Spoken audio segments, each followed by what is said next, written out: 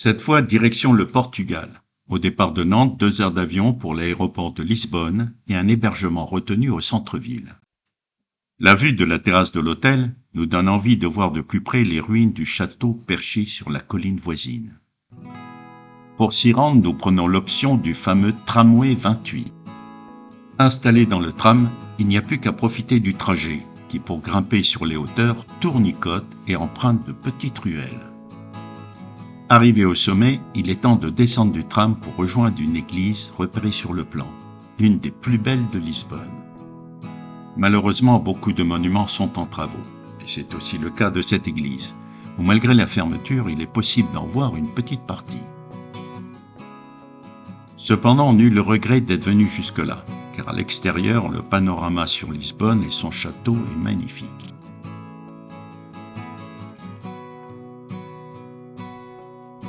Pour atteindre le château, il faut descendre pour ensuite remonter en empruntant de nombreux escaliers.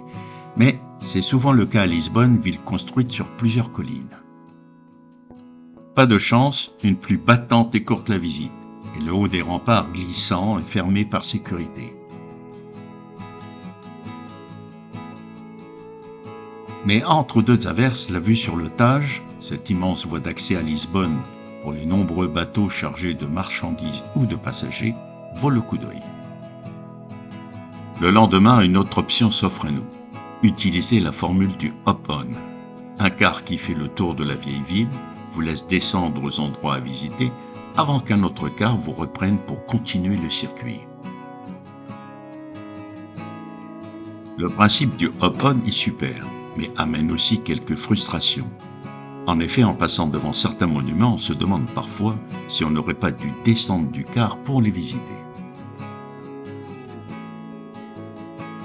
Le passage sous le pont suspendu le plus long d'Europe nous permet d'apprécier la grandeur de l'ouvrage. Nous choisissons de faire une halte du côté du Parc de l'Empereur, où se trouvent plusieurs sites intéressants.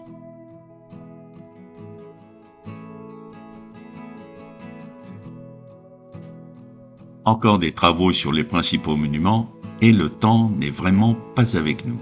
Alors on écourte notre balade pour reprendre le hop-on, lequel va nous déposer plus loin, et l'on profite alors d'une belle accalmie pour découvrir un nouveau quartier.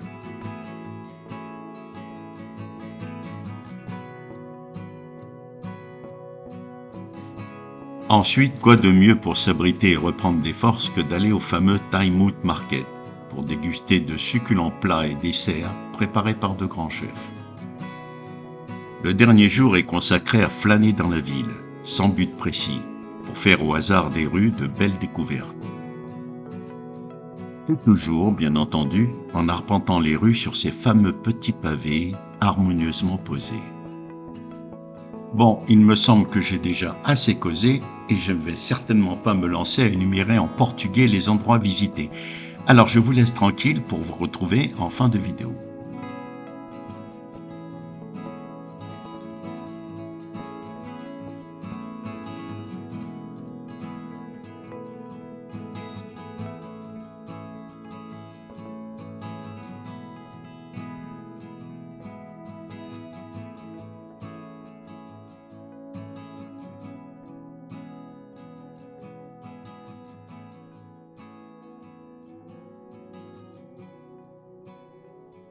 Voilà pour ces 3 jours à Lisbonne, le 4e étant consacré à une excursion en train au bord de la côte à Sintra.